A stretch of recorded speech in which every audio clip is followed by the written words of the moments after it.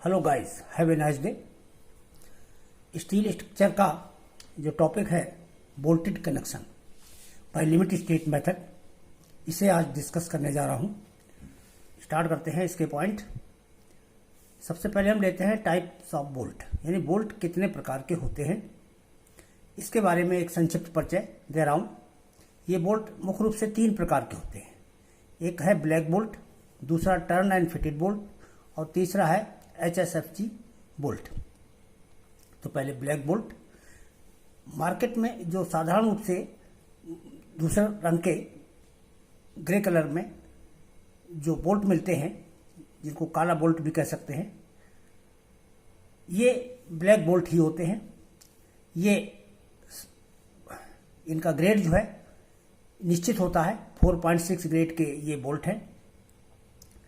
ये बोल्ट जो है सबसे सस्ते किस्म के बोल्ट हैं, मेड स्नग टाइट, और इनको जो है स्नग टाइट किया जाता है, यानी इतना इनको कर दिया जाता है कि इनको हाथ से खोला ना जा सके, इसके नट को हाथ से खोला ना जा सके। इसी को कहते हैं स्नग टाइट करना। ये बोल्ट जो है डक्टाइल होते हैं, ये सस्ते होते हैं और ये केवल स्टैटिक लोड ही सहन कर पाते हैं। इनमें डायनेमिक लोड जो है या वाइब्रेशन जैसे है, ये बोल्ट जो है बियर नहीं कर पाते। दूसरा है टर्न एंड फिटेड बोल्ट। ये बोल्ट ब्लैक बोल्ट की तुलना में अच्छी क्वालिटी के होते हैं। इनका ग्रेड जो है 4.6 से 8.8 तक होता है। क्लोज टॉलरेंस ड्रिल्ड होल, इसके जो होल है प्लेटों में वो क्लोज टॉलरेंस यानी कम गैप के साथ जो है होल किए जाते हैं, यानी होल का साइज जो है बोल्ट के साइज से ज़्यादा बड़ा नहीं रखा जाता है, इसका अर्थ ये हुआ। और इसकी जो प्रूफ स्ट्रेस है वो 0.2% होती है। इसके बाद तीसरे कैटेगरी है HSFG high strength friction grip bolt. इसका फुल फॉर्म है high strength friction grip bolt. इनका ग्रेड जो होता है 8.8 से लेकर 10.9 के बीच का होता है, यानी ये इनका ग्रेड सबसे अच्छा है। लेस डक्टाइल, इनमें डक्टाइलिटी नहीं होती, बहुत कम होती है। एक्सीलेंट अंडर डायनेमिक, यानी ये डायनेमिक लोड या फटीग लोड के लिए जो है बहुत ही अच्छे माने जाते हैं। इनके अगेंस्ट ये बहुत अच्छा कार्य करते हैं। तो ये 3 तरह के बोल्ट हैं। अब बोल्ट के बाद टाइप्स ऑफ बोल्टेड कनेक्शंस। हाँ, तो देखते हैं types of bolted connection. Joint producing shear in bolt. हमारे टेंशन मेंबर ज्वाइंट देखिए, यहाँ पर ये 2 प्लेटें आपस में लैप ज्वाइंट के द्वारा जुड़ी हुई हैं। ये बोल्ट लगे हुए हैं, इनको इधर खींचा जा रहा है। इन बोल्टों में शियर उत्पन्न होगा, यानी तो ये हमारा टेंशन मेंबर हैं और इनमें ये शियर उत्पन्न करते हैं। तो ये शियर टाइप के, तो ज्वाइंट प्रोड्यूसिंग शियर टाइप का ज्वाइंट हो गया का मतलब बोल्टेड कनेक्शन है। और ये दूसरा ये है बीम का जो एंड है सिरे पर, यानी ये बीम हमारी इस कॉलम से जोड़ी जा रही है इस प्लेट के द्वारा। तो इन बोल्टों में भी जो है शियर उत्पन्न होगा, यानी इसमें शियर फोर्स होता है बीम के सिरे पर। इसी शियर फोर्स के कारण इसमें शियर डेवलप होता है। तो ये भी शियर कनेक्शन है, बीम एंड ज्वाइंट, ये भी शियर। तो एक तो ये शियर टाइप का ज्वाइंट हो गया, यानी जिनके बोल्ट में शियर उत्पन्न होता है। दूसरा ये देखिए, ये हमारी एक आई सेक्शन है। इसके नीचे ये 2 बोल्ट के द्वारा ये एक टी सेक्शन जुड़ा हुआ है। टी सेक्शन की भुजा पर नीचे की ओर खिंचाव बल लगा हुआ है। तो जब इसमें नीचे की ओर खिंचाव बल लगा हुआ है तो ये टी सेक्शन इसकी फ्लेंज से, आई सेक्शन की फ्लेंज से अलग हटना चाहेगी, यानी ये नीचे को हटेगी। तो नीचे को होने की वजह से एक तरफ नट है, दूसरे तरफ इसका हेड है, तो ये बोल्ट की लंबाई में वृद्धि शुरू हो जाती है। इस तरह से बोल्ट में, इस कंडीशन में बोल्ट में टेंशन उत्पन्न होता है, बोल्ट में शियर उत्पन्न नहीं होता है। तो ये हमारा टेंशन टाइप का कनेक्शन है, जिसमें केवल टेंशन उत्पन्न होता है बोल्ट में, इसमें शियर उत्पन्न होता है, इसमें टेंशन उत्पन्न होता है। अब ये ब्रैकेट टाइप का कनेक्शन देख लीजिए, ये हमारा कॉलम है, इसके साथ ये एक ब्रैकेट लगा हुआ है, यहाँ पर ये रिविट से जोड़ा गया है, यहाँ पर फोर्स लगा हुआ है। ये फोर्स इसमें शियर भी उत्पन्न कर रहा है और एक मूवमेंट भी उत्पन्न कर रहा है। तो जब ये मूवमेंट उत्पन्न करेगा तो इस बोल्ट की लंबाई में भी वृद्धि करना चाहता है। तो इस तरह से बोल्ट की लंबाई में यानी बोल्ट में टेंशन भी उत्पन्न होगा और बोल्ट में शियर भी उत्पन्न होगा। तो इस तरह के ज्वाइंट जो हैं शियर और टेंशन दोनों के लिए होते हैं। तो इस तरह से जो जितने हमारे बोल्टेड कनेक्शन हैं वो तीन कैटेगरी के हो गए। ऐसे बोल्टेड कनेक्शन जिसमें केवल शियर उत्पन्न होता है और जिसमें केवल टेंशन उत्पन्न होता है और जिसमें दोनों ही उत्पन्न होते हैं, शियर और टेंशन। अगला पॉइंट है size of the bolt hole, table 19 page 73 पर है, कोड में दिया हुआ है और क्लास 10.2.1 है। तो size of the bolt hole, तो बोल्ट होल जो है उसका आकार कितना रखा जाए, उसके लिए देखिए कोड की तालिका है, आप देख सकते हैं। इसमें जो पहले कॉलम में है नॉमिनल डाया है। ये नॉमिनल डाया में हमको 4 कॉलम में 4 रो में जो है ये बोल्ट के डाया लिखे गए हैं। 12 से 14 mm तक, 16 से 22 mm तक, ये 24 mm का अलग से लिखा गया है और ये ग्रेटर देन 24 mm नीचे रखा, चौथे में रखा गया। तो इस तरह से ये 4 रोज हो गई। इनके करस्पॉन्डिंग होल का डाया कितना रखा जाएगा, नॉमिनल डाया प्लस 1 mm, यानी जितना नॉमिनल डाया है उसमें 1 मिलीमीटर जोड़ दीजिए। तो जो भी जैसे 12 मिलीमीटर का अगर नॉमिनल डाया है तो उसमें 13 मिलीमीटर का होल डाया रखा जाएगा। ऐसे 14 का है तो उसमें 15 का रखा जाएगा। तो इस तरीके से nominal dia plus 1 mm size का होल बनाया जाता है। ऐसे 16 से 22 mm तक का अगर नॉमिनल डाया है तब 2 मिलीमीटर बढ़ा करके नॉमिनल डाया में 2 मिलीमीटर जोड़ा जाता है। ऐसे ही 24 का है तो इसमें भी 2 जोड़ा जाता है और 24 से अधिक के बोल्टों के लिए इसमें 3 मिलीमीटर अधिक जोड़ा जाता है। तो ये तो हो गया। अच्छा, ओवर साइज क्लियरेंस का मतलब क्या है, अधिक से अधिक क्लियरेंस कितना रखा जा सकता है, यानी अधिक से अधिक बड़ा होल कितना रख सकते हैं। तो ये कह रहे हैं कि इन बोल्टों के लिए 12 से 14 के लिए केवल 3 मिलीमीटर रखा जा सकता है मैक्सिमम, 16 से 22 के लिए 4 रखा जा सकता है और 25-24 के लिए जो है 6 रखा जा सकता है और 24 से अधिक के लिए 8 mm का मैक्सिमम ओवर साइज क्लियरेंस, यानी अधिक से अधिक बड़ा होल जहां पर इस बोल्ट को लगाया जाना है वो इतना हो सकता है। इसके बाद ये है शॉर्ट स्लॉटेड। तो यहां पर देखिए इस आकार का एक होल अगर इलिप्टिकल शेप में बनाया गया है और इसकी लंबाई ज़्यादा नहीं है तो ये शॉर्ट स्लॉटेड कहलाता है। और जब इसी इलिप्टिकल होल की लंबाई ज़्यादा रखी जाती है तो ये हमारा लॉन्ग स्लॉटेड होल कहलाता है। ये शॉर्ट स्लॉटेड होल है, ये लॉन्ग स्लॉटेड होल है।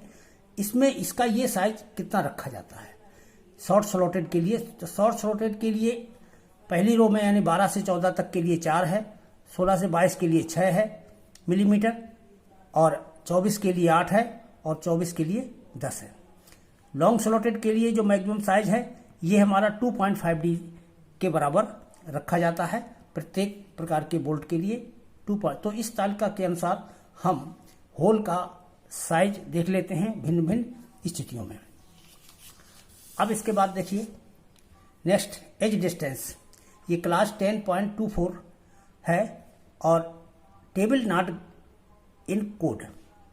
इसका अर्थ समझ लें, एक्चुअली IS 800 2007 में एज डिस्टेंस के लिए कोई टेबल नहीं दी गई है, जबकि इसके पहले वाले कोड में इसके लिए एक तालिका दी हुई थी। यहां पर सुविधा के लिए ये टेबल अलग से तैयार कर दी गई है। कोड में केवल इतना लिखा है कि अगर हमारा सीयर्ड एज हो, यानी सीयर्ड एज का मतलब समझ रहे जो किनारा काटा गया हो, जिसको सीयर में काटा गया हो, तो जो कटा हुआ किनारा है वो सीयर्ड एज कहलाता है और जो नेचुरल एज होती है वो हमारी राउंडेड एज कहलाती है। तो दूसरा है हमारा राउंडेड एज और तीसरा है, पहला है ये सीयर्ड एज। तो यहां पर तो ये नॉमिनल डाया का पहला कॉलम बना दिया, ये हमारा डाया ऑफ होल दिखा दिया जैसा कि ऊपर भी तालिका में है। तो ये डाया ऑफ होल उसी के अनुसार यहां पर है। तो ये डाया ऑफ होल अलग अलग से हर व्यास के लिए लिख दिए। इसके बाद जो है इसमें सीयर्ड एज के लिए किनारा दूरी कितनी ली जाएगी, अब आसान कर दिया है। पहले ये बिना इस तालिका के हम किनारा दूरी नहीं तय कर पाते थे, हमको बिना तालिका के, क्योंकि ये डाटा दिए थे ये हमको तालिका से ही देखने पड़ते थे। अब एक सुविधा ये कर दी है कि इन्होंने ये कहा कि सीयर्ड एज के लिए किनारा दूरी या एज डिस्टेंस जो है वो 1.7 से कम नहीं होनी चाहिए, यानी इतना वैल्यू निकाल लीजिए और इसके ऊपर थोड़ा सेफर साइड में 2-4 mm जो है जोड़ते हुए उतना हम एज्यूम कर सकते हैं। तो इसके लिए स्ट्रिक्ट नहीं है, उन्होंने मिनिमम निकाल दिया है कि 1.7D जो है ये इससे कम नहीं रखा जाता। ऐसे ही राउंडेड एज के लिए ये किनारा दूरी 1.5D से कम नहीं रखी जाती। तो ये 1.5D से कम नहीं है। और ये डाटा हमारी पुरानी टेबल के अकॉर्डिंग है, आप इनका पालन ना करें, कोई समस्या नहीं, डायरेक्ट यही याद रखें तो ज़्यादा अच्छा है, क्योंकि कोड ने तालिका नहीं दी है तो आपको भी इस तालिका का प्रयोग करने की आवश्यकता नहीं है। तो ये केवल इसी से आपसे निकाल लीजिए। शेयर्ड एज के लिए 1.7D निकाल लीजिए और राउंडेड एज के लिए 1.5D निकाल लीजिए। ये तो मिनिमम हो गया। अब इसी से कुछ सेफर साइड में अधिक मानते हुए हम किनारा दूरी निश्चित कर सकते हैं। यहां पर एक बात और बता दें कि एज डिस्टेंस और एंड डिस्टेंस इन दोनों के लिए रूल एक ही है, इनके लिए अलग अलग रूल नहीं है, केवल डेफिनेशन में अंतर है कि एज डिस्टेंस दूसरी है और एंड डिस्टेंस दूसरी है। तो ये हमारा ये पॉइंट हो गया। इसके बाद नॉमिनल डायमीटर हम देखते हैं। Nominal diameter of the bolt क्या कहलाता है? ये डाया ऑफ सैंक, यानी बोल्ट के सैंक का डाया ही जो है हमारा बोल्ट का नॉमिनल डाया कहलाता है। अच्छा, इसी तरह से रिबिट के सैंक का डाया भी रिबिट का नॉमिनल डाया कहलाता है। तो दोनों के लिए एक ही डेफिनेशन है, बोल्ट हो या रिबिट हो, दोनों का डाया जो है उसके सैंक का डाया ही जो है नॉमिनल डाया होता है। पिच कितनी किसको कहते हैं? What is the definition of pitch? Centre to centre distance between bolt in the direction of the stress, यानी प्रतिबल की दिशा में दो क्रमागत बोल्ट के बीच केंद्र से केंद्र दूरी को ही हम पिच कहते हैं।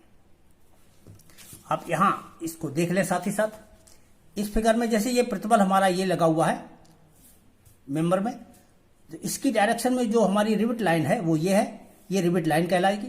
इस रिबिट लाइन में दो क्रमागत रिबिटों के बीच केंद्र से केंद्र दूरी यानी सेंटर टू सेंटर डिस्टेंस, ये पिच कहलाएगी। इसी तरह से ये भी पिच कहलाएगी।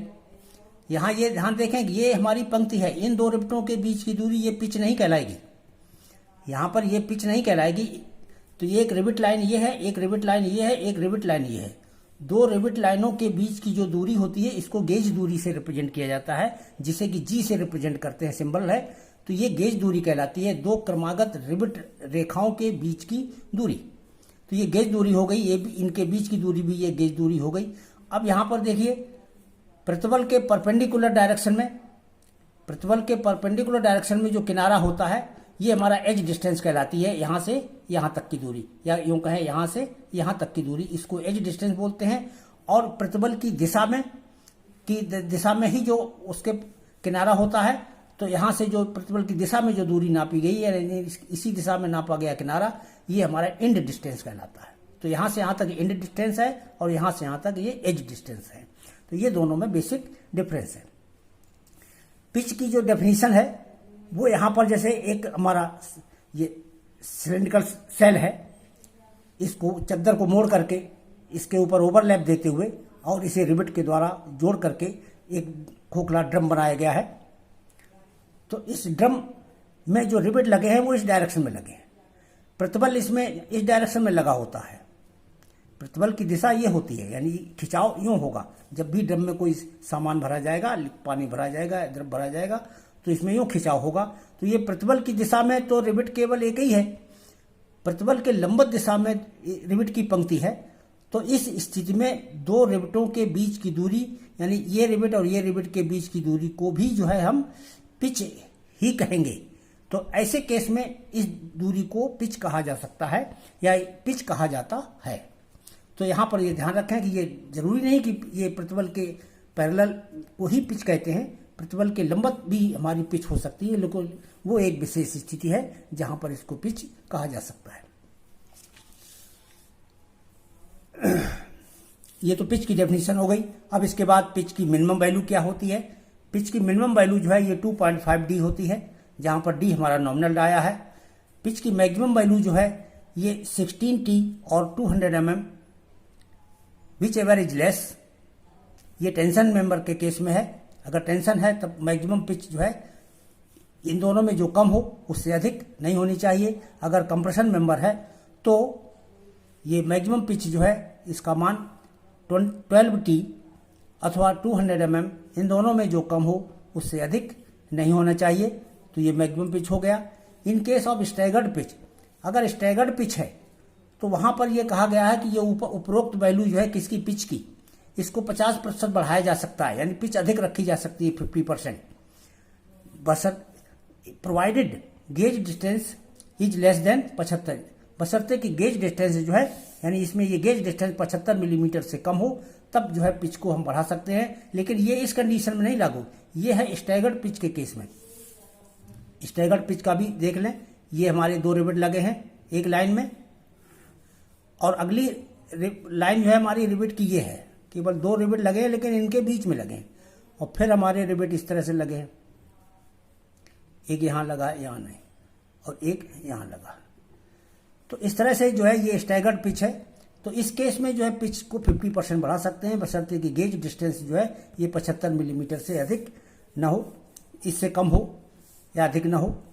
अब गेज डिस्टेंस के लिए मैक्सिमम की वैल्यू का एक मान और बोला गया है कि 100 + 4T अथवा 200 मिलीमीटर, इन दोनों में जो कम हो से अधिक नहीं होना चाहिए। यानी इस पिच का जो अधिकतम मान है वो 100 + 4T अथवा 200 मिलीमीटर, इन दोनों में जो कम हो उससे अधिक नहीं होना चाहिए। तो ये गेज डिस्टेंस के बारे में रूल हो गया।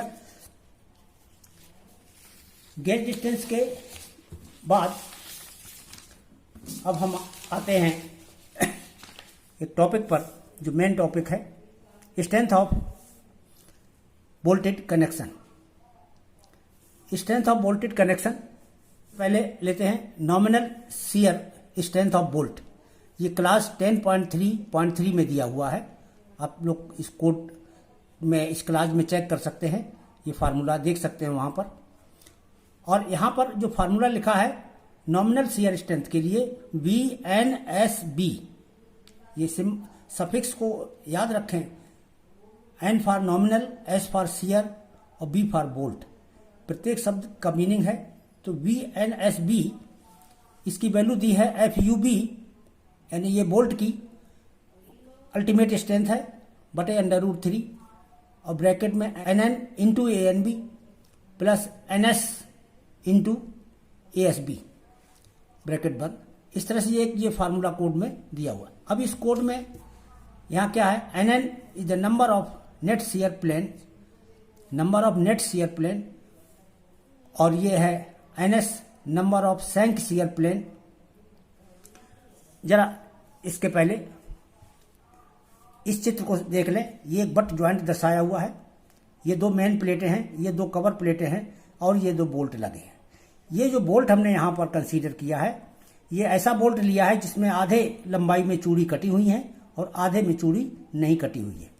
तो यहाँ से यहाँ तक भाग में चूड़ियाँ हैं, यहाँ से यहाँ तक के भाग में चूड़ियाँ नहीं हैं। तो डबल ये बट ज्वाइंट में और डबल कवर प्लेट का होता है, तो उसमें आपने अभी पीछे देखा था कि ये जो है हमारा डबल शियर में होता है ये रिवेट, यानी इस रिवेट में डबल शियर होगा, एक तो यहाँ से टूटेगा और एक यहाँ से टूटेगा। यानी ये प्लेट अगर बाहर को निकलती है खींचने के कारण, तो इस रिवेट के 3 टुकड़े होंगे, एक इस प्लेन के ऊपर और एक इस प्लेन के नीचे का हिस्सा अलग हो जाएगा, बीच का हिस्सा अलग हो जाएगा। तो बीच का हिस्सा हमारी इस प्लेट के साथ, मेन प्लेट के साथ खींच करके बाहर हो जाएगा, और ये कवर प्लेट इन दोनों टुकड़ों के साथ यहीं पर रुक जाएंगी। तो इस तरह से हमारा ये जोड़ फेल हो जाता है। तो एक तो ये रिवेट बोल्ट जो है हमारा यहाँ टूट गया, एक बोल्ट इस सेक्शन पर टूट गया। तो ये 2 सेक्शन पर बोल्ट टूटता है। जरा दोनों में जगह देखिए, ये जो सेक्शन है ये हमारा चूड़ी वाले हिस्से में आ रहा है, और ये जो सेक्शन है ये हमारा सैंक वाले हिस्से में आ रहा है। तो यहाँ पर सैंक का क्रॉस सेक्शन एरिया ज़्यादा है, और यहाँ पर जो है यहाँ चूड़ी बनी हुई है वहाँ का क्रॉस सेक्शन एरिया कम है। तो ये नेट एरिया है और ये हमारा सैंक एरिया है। तो यहाँ जरा फार्मूले में देखिए, ये जो है ये सैंक एरिया S जिसमें लिखा है वो सैंक एरिया है। तो इसका मतलब वो सैंक का एरिया यहाँ पर रखा जाएगा, और NS का मतलब ऐसे कितने सेक्शन हैं जो सैंक में पड़ रहे हैं। तो इस केस में एक सेक्शन जो है हमारा सैंक में आ रहा है, एक काट सैंक में है, इसलिए NS की वैल्यू 1 हो गई। ऐसे ही एक काट हमारा चूड़ी वाले हिस्से में आ रहा है, नेट एरिया में आ रहा है, तो यहाँ NN की वैल्यू 1 है। और यहाँ पर जहाँ चूड़ी का जड़ है, तो वहाँ पर जो नेट एरिया होता वो ANB से रिप्रेजेंट किया जाएगा, और वो ए एन बी की वैल्यू जो है हम 0.78 इंटू सैंक एरिया के द्वारा हम ज्ञात कर लेते हैं। वो फार्मूला अलग से आपको बताया जा चुका है। तो इस तरीके से यहाँ पर इस फार्मूले में ये पद होते हैं और इसके द्वारा ही हम ये VNSB की वैल्यू ज्ञात कर लेते हैं, nominal shear strength of bolt.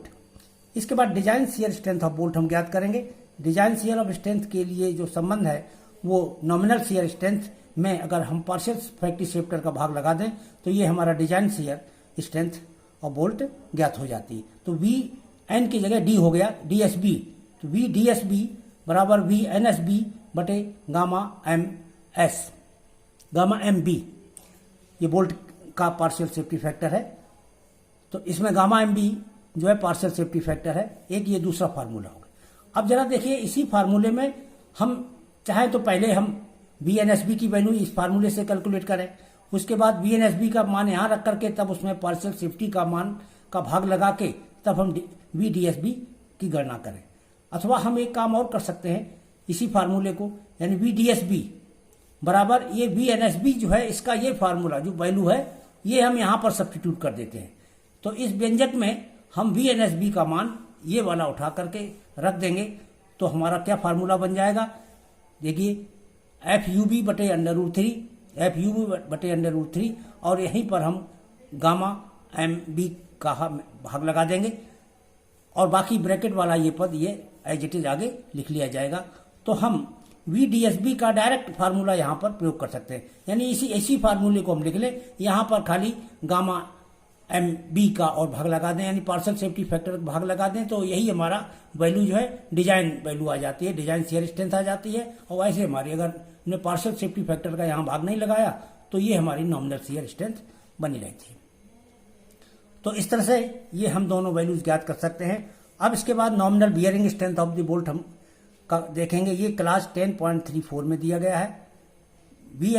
VNPB यहाँ पर होता है, N for nominal, P for bearing, यहाँ पर P सिंबल बियरिंग के लिए लिया गया है और ये स्मॉल b जो है ये बोल्ट के लिए है।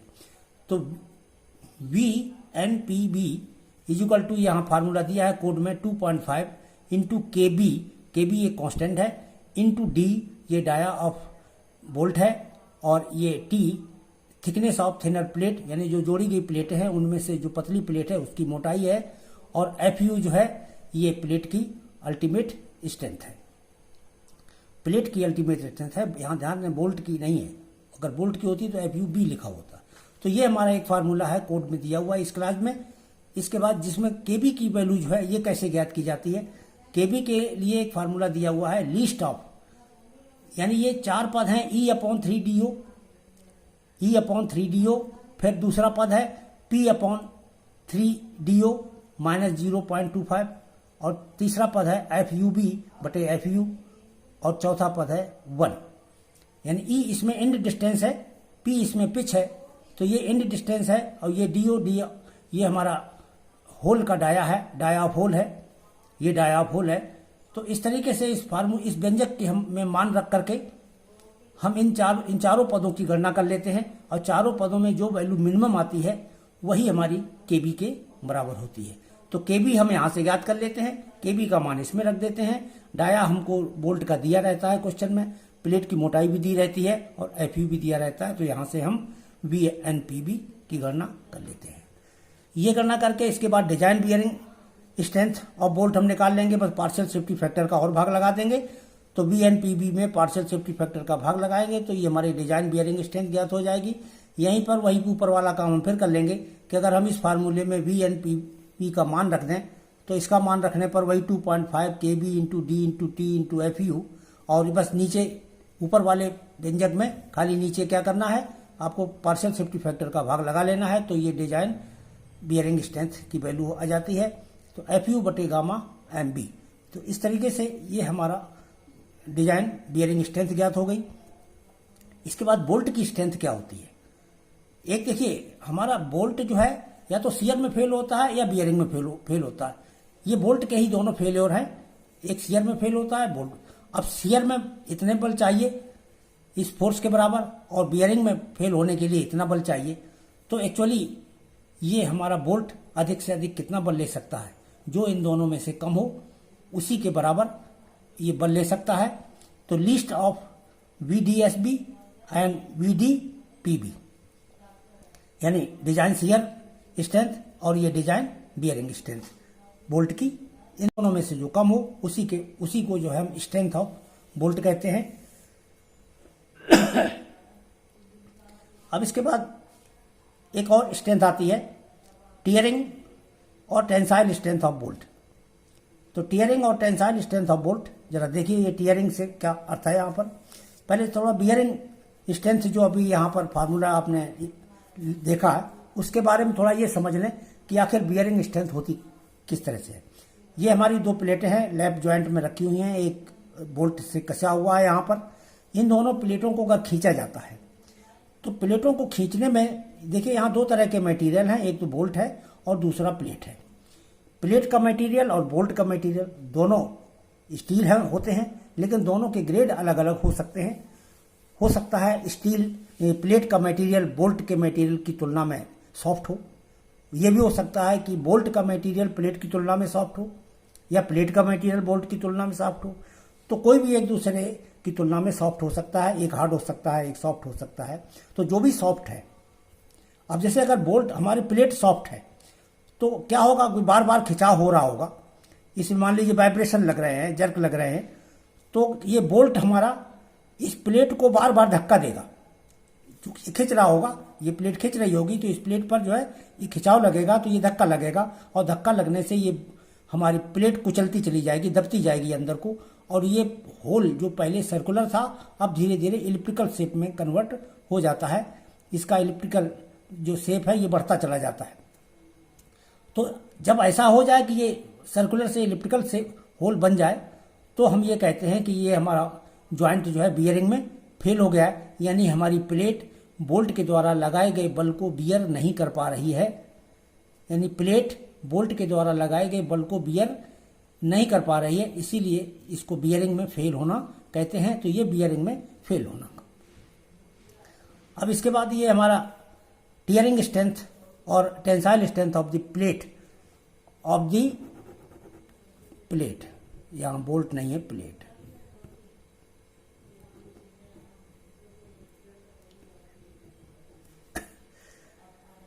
देखिए यहीं पर ये लैप जॉइंट है, बना हुआ है, इसमें ये दो बल तो लगे ही होंगे।